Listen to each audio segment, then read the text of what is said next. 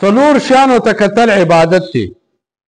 کعبه شریف ته کتل عبادت ته، او قرآن مجید ته کتل عبادت ته، او د پلارو مخ ته کتل عبادت ته، او د عالمو مخ ته کتل عبادت دی.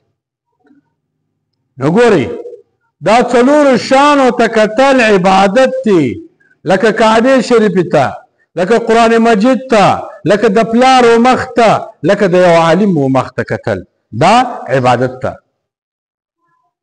حضرت ابوبکر صدیق رضی الله تعالی عنہ فرمای وای ما د رسول الله صلی الله علیه وسلم د وفات وروسته نو نبی علیه الصلاة والسلام په خوب ولیدی، نو زه تر لاس ونیولم روانه کم د جهنم وغاړې ته وروستلم. نو ما کله وکتل په جهنم کې مې داسې کسان ولیدل چې سرونه د خنزیرانو او دغه خلق خورکې د هغه د جهنميانو هغه نونه او وینې هغه وازګې دغه خوراک ولیدې جهنميانو. نو ما رسول الله صلی الله علیه وسلم ته په دې خوب کې وویل چې یا رسول الله صلی الله علیه وسلم دا کم کسان دي او په د کومې ګناه په وجه په داسې تکلیف دي؟ نبی علیه الصلاة والسلام راته وفرمایل وایي دا هغه کسان دي چې په دنیا کې د علماو مخالفت کوي، په علماو پسې پوچ رد ویل او بغیر توبې مړه سو.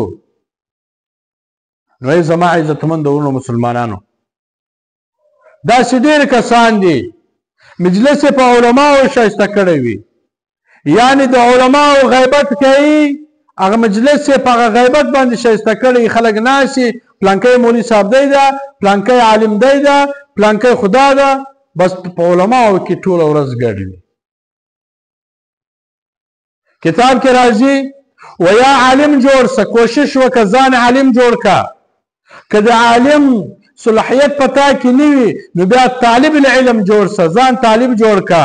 که هغه صلاحیت پتا کې نه وي نو بیا د علماو او د طلباو سره مینه او محبت کوه.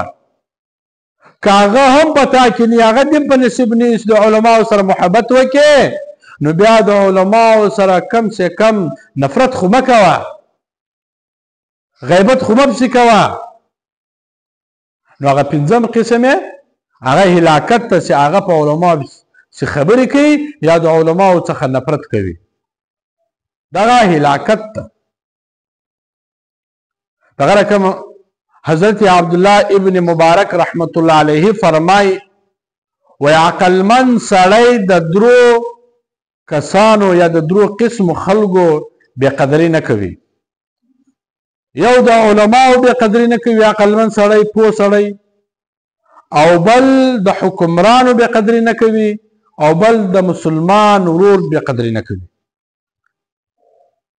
ځکه چې د علماو بې قدري کول هغه د آخرت زندگی خرابول دي، او د حکمرانو بې قدري کول هغه د دنیا زندگی خرابول دي، او د مسلمان ورور بې قدري کول هغه اخلاق خرابول دي. نو بیا دی د هغه د شو اخلاقو په لیست کې شمار نه ده، بیا دی بد اخلاقه سړی دی.